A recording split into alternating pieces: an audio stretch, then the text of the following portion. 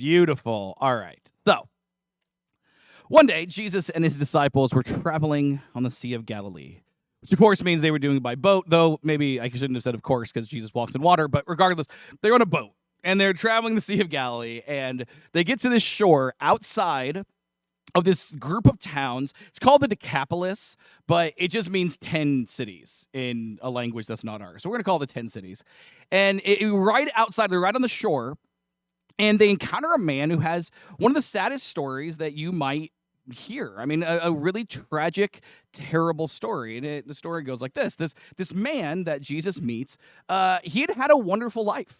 He had a family, he had a wife, he had children, he had, in ancient Jewish world, of having a family, of course, means big extended family. So he's got, cousins and aunts and uncles, and his parents are probably still around. And there's a big family, and he's got a job, and he's got friends, and he's part of his community. And everything is great. It's the kind of life that you can be proud of. It's the kind of life that you hope for. And it was an incredibly beautiful life. And then it all got blown up one day because somehow or other, I don't know if he did something or if it was just this passive thing. I mean, we're not told how it happens, but he acquires this demon, right? And he acquires, it's a real nasty one. It's a real nasty demon. It's a demon that this demon kind of begins to possess him, and it starts just small at first. Like the first time it happened, it probably was something that he could, it was a short period of time, and these weird things happened. He's like, yeah, Tuesday was weird, but I woke up Wednesday feeling fine. And that's kind of how it progressed. It was very intermittent. He would be possessed and then he wouldn't be, and then he'd be possessed and then he wouldn't be, and he would really, what we're saying is he would have effects and then he wouldn't, and he would have effects and then he wouldn't. And the problem was it was in there.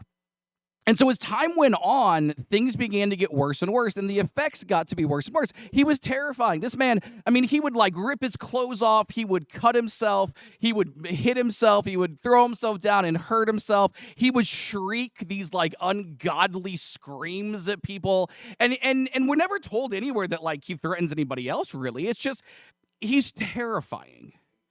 And imagine you're married to that. Imagine that's your dad. Imagine that's your son. Imagine that's your next door neighbor. Imagine that's just this guy you used to know, and every now and then you just see him, just running naked, bleeding through the streets, screaming. And not in a funny way. I know the way I said this sounded kind of funny, but I mean in a Halloween kind of just terrifying way. And so they would try to help him, and they would try to do something, but nothing would help. And the longer time went on, the worse things got. And the worse the pain got, the worse, the longer things would last, the longer the demon would take hold of him. And eventually the man realized, I can't work like this. I can't, I'm not really good, I'm not a good husband like this. I'm unpredictable. I'm not a good father like this. And nobody knows what to do with me. So he decides to leave home. But see, the problem is there's nowhere to go. Because the problem was him. He was taking the problem with him. It's not we think about a lot, if there's a haunted house, why do people not move away from the house? Well, sometimes it's the person that's haunted. And every house they go to turns out to be a haunted house. Well, that's what's going on with this man. Everywhere he goes is possessed by a demon. That the problem was that. And so he goes out and there's nowhere else to go. So he goes into the wilderness and he tries to live there and tries to make a life just in the woods as crazy woodman probably was his goal. But the problem was the possessions kept happening and kept happening and kept happening. And it became more and more painful and more difficult. And one day he woke up from, a semi-lucid, half-dream state kind of a situation, and he found that he had set up camp while he was possessed in the cemetery, of all places. And so now he's living amongst dead bodies, breaking every Jewish law of purity and holiness that there is, and additionally creating another situation where he was close enough to town and the cemetery that they could hear his screams. And I got to tell you, from the perspective of the townspeople, it's one thing to have your neighbor screaming these unholy, ungodly things. It's another thing to like live within a couple miles of a cemetery and you hear that stuff from the graveyard. Like, just imagine, like, you try to get your kids to sleep and they're like, but I hear the screams. And you're like, I too, honey, just go to sleep. Like, how? And so the people in the town, like, they went to the man and they're like, we've got to do something. And so what they did is they literally chained him up in the cemetery so that way he would just be subdued somehow. But a funny story about demon possession, he just broke the chains. And so now he's just, this guy, I mean, like, it's just the worst situation possible. And he's just trying to eke out an existence. And so Jesus and his disciples are traveling the Sea of Galilee, and they get out on on the shore. And they all get out of the boat, and they're walking, like, kind of getting their bearings, like, hey, where's that? Which of the 10 towns is that? And they're talking. And suddenly, they see in the distance, running towards them, this naked, shackled, bloody, bruised, shrieking man, just screaming obscenities at them. And Jesus looks at the situation and just cool as a cucumber, without anything. The Bible text just kind of like reflects that Jesus is, I mean, this is not The Exorcist, the power of Christ compels you. It's not that, right? Jesus just looks at the man and just speaks directly to the demon and says, well, y'all are going to have to get out of that guy. That's it. Like, y'all's fun is over. And the man runs at Jesus and well, probably the demon was controlling and throws the man in front of Jesus. And just bows and begins to beg Jesus. The demon inside this man begs Jesus to not do one of two things. Either torture him or them, we'll get there in a second, or don't throw us in the pit, is what it says. Now look, you're probably wondering, what does that mean? I hope you're wondering that. It's a good question. If you're tracking with me, you should at this point of the story be saying, well, what's the pit? And this is the point of the story where I'll tell you, boy, do I not want to find out.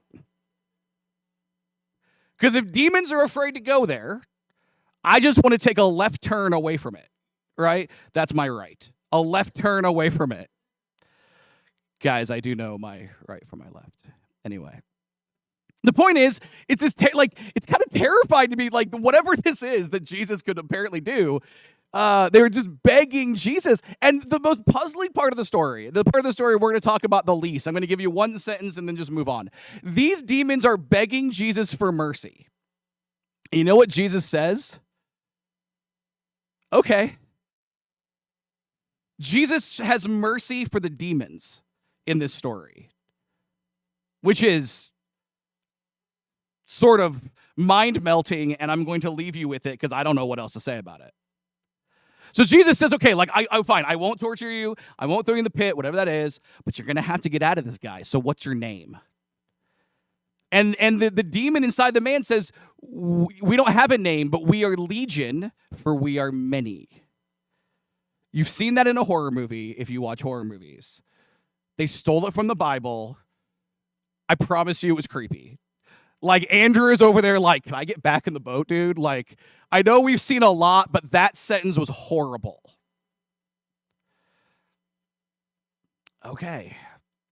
And so Jesus is like, look, legion, many, I don't care. You got to leave this guy alone. Like, look at what you've done to the man. You've got to stop.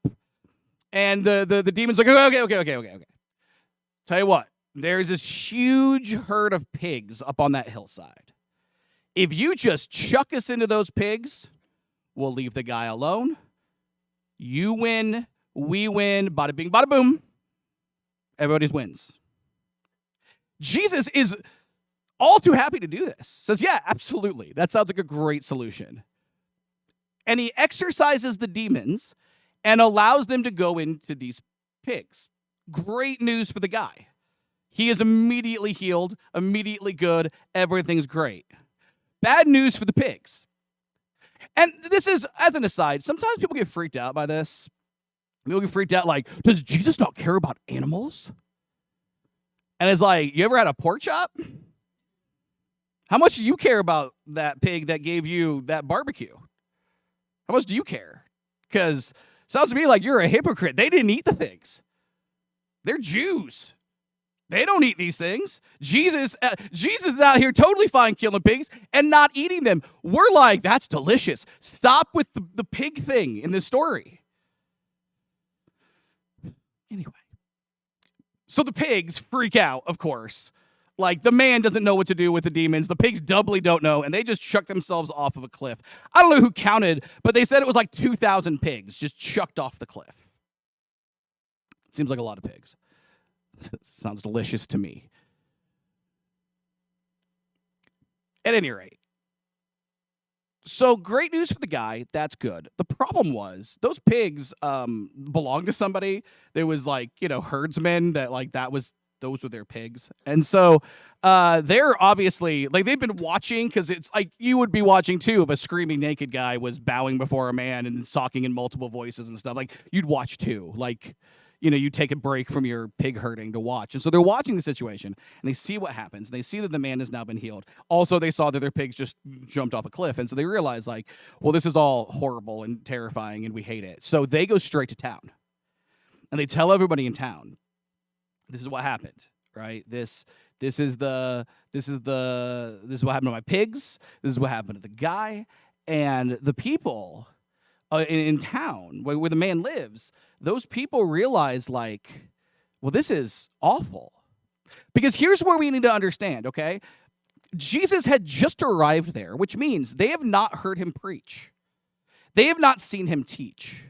They have not watched him do it, like, help a guy walk who can't walk or whatever. Like that, I feel like that was probably, Jesus does a lot of miracles, but it seems like they're just kind of like, they're like icebreakers. Like, well, these people don't want to listen, but I will heal that person, and then they will. And like, I don't know if it's exactly that, but it seems like it sometimes. And so they have not seen any miracles. They've nothing. All they know is that this man was afflicted by something horrible and something no one could handle. Something massively powerful. And in their heads, it is very simple. Whatever can get rid of the horrible, powerful thing is probably just as, or not more, horrible and powerful. Like, it makes sense, right? Like, the guy who can beat up the bully is probably not a nice dude. It's the principle here. And so they go, the big group of townspeople go, and there's Jesus, and he's just hanging out, and the guy is just hanging out, and the guy is like, he's clothed now, and he seems normal and like a regular situation. And the people go up, and they just ask Jesus, like, hey, so you're scaring everyone. I'd say you scaring the children, but you're scaring the adults, okay? Like, you're scaring everybody. Could you just go somewhere else? Like, we don't know who you are. We don't know what you're doing. We don't know, like, what you have going on when you get off this boat. But we don't want what you're selling. Could you please leave? And because he's a gentleman, Jesus said, yeah, no problem. See you guys later. And he and his disciples went to go pack up and leave. And that's when one of the most fascinating passages in the entire New Testament. The whole reason I'm talking about this happens. This is what we read in the Gospel according to Mark. This is what we read. It says, as Jesus was getting into the boat, the man who had been demon-possessed begged to go with him. But Jesus said, no, go home to your family and tell them everything the Lord has done for you and how merciful he has been. So the man started off to visit the 10 towns in that region and began to proclaim the great things Jesus had done for him. And everyone was amazed at what he told them. Okay, first things first. This man wanting to go with Jesus is like the most obvious part of the story. Imagine you're this guy, right? And you once had a life. And then a bad thing happened in your life. You see, the demon was bad. No question. The demon's like a 10 out of 10 bad. But if the demon's a 10 out of 10 bad, you know what's like a 9.5 out of 10 bad? The fact that every single person you ever knew, loved, cared about, lived around, interacted with in any way, failed you. Like when he left home, nobody said, whoa, whoa, whoa, whoa, whoa. You can't leave home. You're one of us. His wife did not beg him to stay, right? His children were not at his legs just holding on, right? Remember, when he ends up moving into the cemetery, what do the townspeople do? Do they go say like, oh my gosh, Hank is really having a hard time. Can we help him? No, they go chain him to the cemetery walls. That's not a good friend. If you ever find yourself as a friend thinking that chaining your friend to a wall in a cemetery is the answer, it's not. And I stand on that. I don't have like an exact chapter and verse, admittedly, but these are not his friends anymore. Too much has happened, right? For these people to be friendly. This man, his old life, like he had a job, but it's gone now. It would have been, the position would have been filled. He had like, went and played poker with the guys. They filled his seat. Whatever it was that he did in his life that was there before, it's not there for him anymore. And look, I want to be, as nice to everybody as I possibly can. If this was your dad or your husband, it came on sporadically. You don't know that like this time it's definitely over.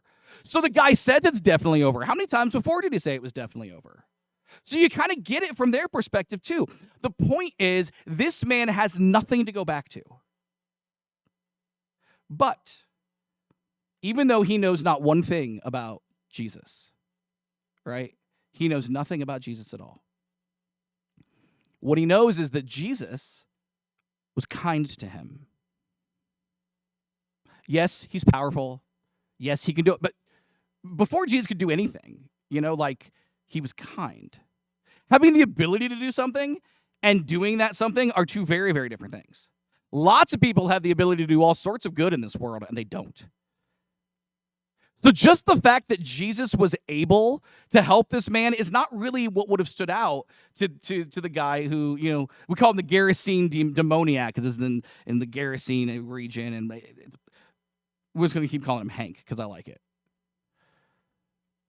Like, all Hank knows is that Jesus was nice to him. And he sees that Jesus is, whatever the deal is with Jesus. And he probably asked, like, hey, what do you guys do? Like, what is this? You got 12 dudes and following you, and what's going on? Like, he probably figured it out. He wanted to be with them. And it makes sense. He has nothing to go back to and everything to go forward with this new Jesus fella. This man was essentially saying, look, you got 12 apostles. You know what is better than 12? How about 13? And after what you've done for me to give me my life back, I'm never going to question you or say no. Just tell me where to go. Tell me what to do. And it's puzzling because Jesus says no. And it's especially puzzling when we have the kind of the broader picture of the New Testament here. Because one of the motifs of the New Testament, one of the more common things you see is Jesus inviting people who don't say yes. Right? Like, there's a story of the rich young ruler, this guy who's got like everything, and and when I say he's got everything, I mean he's got good theology, he's got everything. Like, he is like the perfect example of what a Jewish person should be. And Jesus is like, yeah, I want you to be apostle number 13. I want you to follow me. I want you to do this, but you just got to sell all your stuff, because like that's kind of part of the deal here. Everybody else got rid of all their stuff. You got to get rid of all your stuff. That's what it is. And the rich young ruler goes away sad because he had many possessions, and he's ill-equipped to do this, and so he doesn't actually follow Jesus when he had an opportunity to. There's a whole like section in the Gospels that tell us about different people that wanted to follow Jesus. Like, there was one guy who wanted to follow Jesus, and Jesus is like, right, but we're going to be homeless. And the guy's like, ooh, I don't like homelessness. Which, like, understandable, but that's kind of the way it's going to be. And then there was a guy, Jesus like, hey, come and follow me, and again, be the 13th apostle, whatever it is. And this guy's like, I would love to, but I have this responsibility back home where like my dad's about to die and I'm the son and I'm supposed to like arrange the funeral, and so like, can we wait till he's dead and then I'll bury him and then I'll come follow you? And Jesus is like, no, you can't. Actually, somebody else could bury your dad. We're going now. And it didn't happen. That guy just, I guess I'll go home. It was another guy who's like, I would love to go, Jesus. Jesus like, hey, come follow me. And this guy's like, I'd love to go. Let me go check with everybody back home to make sure it's okay, though.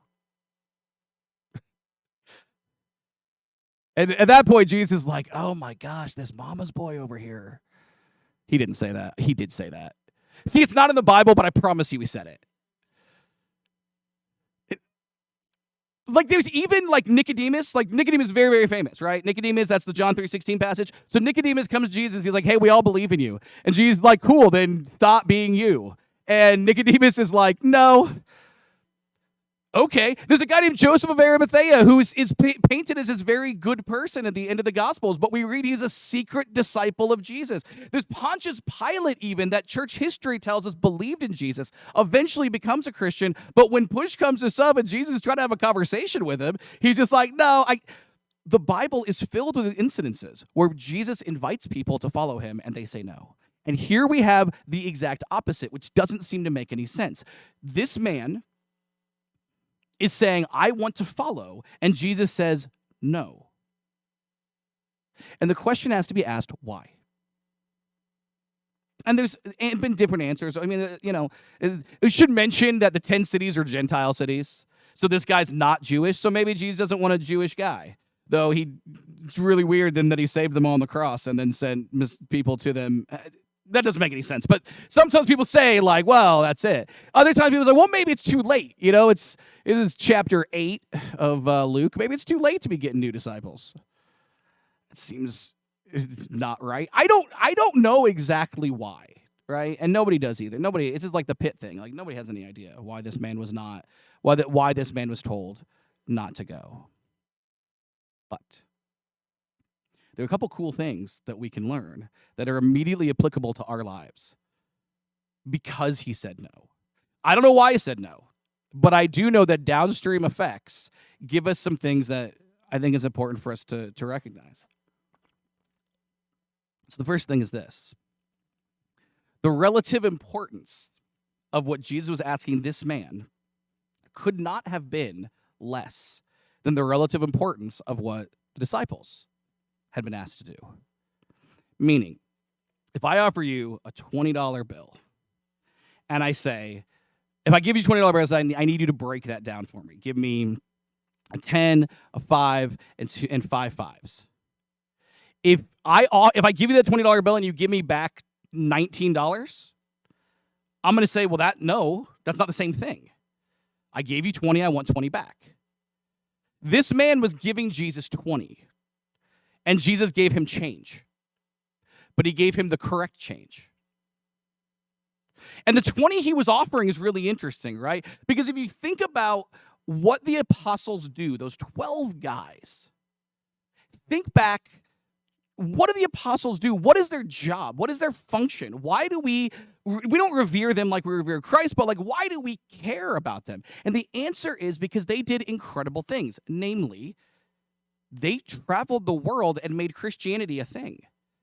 Jesus dies on the cross. He raised from the dead. He's about to ascend to heaven. And he tells the disciples, he tells the apostles, the Great Commission, right? Go into all the world, making disciples, baptizing them in the name of the Father, Son, and Holy Spirit, and I'll be with you to the end of the age, right? Like, that's the thing. Everybody, it's kind of what most churches base what they're doing on is that scripture. But he literally meant, I want you to go into all the world. And so guess what? They did. Peter travels to Rome, into the belly of the beast, right? Thomas goes to India. like the most populous country in the world now. Like he introduces Christianity to that. Matthew goes out into Africa, specifically Ethiopia, and that's really important because the Ethiopian church has been very, very old church, and they've been giving their take on theology and been a like an anchor for Christianity for like almost 2,000 years, and that was all Matthew. We have Andrew who went to Romania. Like, that's kind of crazy.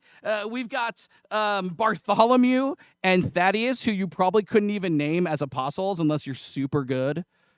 And let me tell you, I'm not super good. Okay, fine. I know one of them because like they take all his skin off, and so when you see statues of him, he's holding his skin. I know that guy because that's awesome. Like that's super fun. We should get a painting of that and put it up in the church. Or a statue. Here's what's funny. Lots of churches do. Other churches are more metal than us. Okay, fine. Whatever.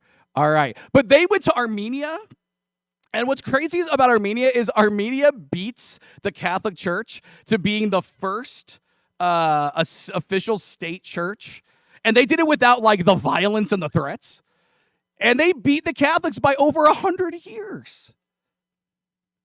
The point is, Christianity as we know it is because the 12 apostles that Hank was trying to join, the 12 apostles traveled the world, and they evangelized entire nations. And Hank was saying, I want to do that, Jesus. Here's my $20 bill. I want to do that. And Jesus said, I got a job. It's different, but it's just as important. I want you to go back home and talk to your family. I hear what you're saying. Like you want to go to like, I don't know, another country, like China or something. I don't know. Like you want to go to another country, but like you got work to do here that's just as important. And what's amazing about this is we just read the text, but it says that he went all around the 10 towns, but he actually wasn't even told to do that. Jesus just says, go home to your family and tell them. You making peace with your family, you sharing the good news with your family, you being a good father and a good husband is just as important to me as if you were to travel to China and evangelize those people. That's amazing. But we're not done. You see, because what I love about this passage, maybe as much as anything else that I love about this passage, is just how ignorant this man is. Like, again, he's a Gentile. Like, he's probably still iffy on if they're like how many gods there are. Like, it's possible that like by the time like Jesus probably told him some stuff, but like, what do you think Jesus told him as they're sitting there talking? Like, we have no evidence that this man has any idea of like the virgin birth or, you know, that there's one God that creates everything or, you know, then now he's a person. Like there's very little evidence that he understands that. He certainly doesn't understand that he's the Jewish Messiah. He may have no idea what the Jewish Messiah even is. He certainly has no idea that he's going to die on a cross for the sins of humanity, raised from the dead to create eternal life for literally everyone by conquering sin and death and Satan. I mean, we're Christians for like decades and we still have a hard time getting it. This man hung out with Jesus for like 4 minutes. All Jesus asked him to do was go tell your story. Tell your family what I did. That's all I'm asking. Tell them where you've been. Tell them where you are now. It's a job that literally only this man could do. I can't tell you what it was like to be possessed by Legion all that time. I can't tell you what any of that. I can't tell you what it was like to sleep in that cemetery, or what it was like to be chained up by your neighbors, or what it was. I can't tell you any of that. I can't tell you what that moment of relief and release is when they left. I can't tell you any of that. I can't tell you how they got the shackles off his wrists. Broken at the chains. Did Jesus have a key? That's a second miracle that we're not told in the Bible. Jesus had to be like, let me just get those. I don't know. And apparently neither did Luke or Mark or Matthew, who all wrote this story down. But This man knew because the shackles were on his wrists and they came off his wrists. All Jesus expected this man to be was himself. And I think this story is really important at this time of year, right? Because look, we live in a culture that like 363 days a year tells us like you're good just as you are. You're fine. Everything's fine. This is actually funny. It's probably not funny, but it seems funny to me. I went to a psychiatry appointment like last week, 2 weeks ago. I got in the elevator to go up, and like I hate these things. They're terrible. And I mean, get help if you need it, but it's also just know the help is gonna be awful. So that's not encouraging. Anyway, so I get in the elevator, and like there's a poster that's right there, and it's like, you're enough exactly as you are. And I thought about that poster in the time for the elevator, because I was like, if I'm enough exactly as I am, why am I in this elevator? I'm about to go talk to a doctor that I have a quasi-hostile relationship with. Okay? I'm about to tell her a series of lies so we don't have to go into the truth, because that's what you do when you go to a psychiatrist. Then we're going to go through this whole thing, and she's going to prescribe me medicine to make my brain less crazy. If I'm enough just as I am, what am I doing? Like, I should have just left and been like, well, the poster said it was fine. It was a poster for the suicide hotline. Like, I get it. I get what they were trying to do. Anyway, the point is, that's not true. Like, look, we all need help from stuff and people, and particularly we need help from Jesus. Imagine if this man had ran to Jesus and like fallen his knees, like, no, you got this. You're enough just as you are. You got this. You got 1,000 demons in there, but you got it, man. I trust you. You're enough. You're enough. That would have been unhelpful. So that's not true, right? That's not true. But then we get to the new year, and it's like, whoa. I know you thought you were enough at Christmas, but now you got to lose 20 pounds on this program that worked for these 9 Facebook friends who are doing nothing but sharing that with you. 20 pounds by March. The program works. Or like, man, did you guys know, like, you know, like you haven't done anything on your bucket list. Like you did no bucket list stuff in 24. You wasted a year. Now you got to go on the bucket list.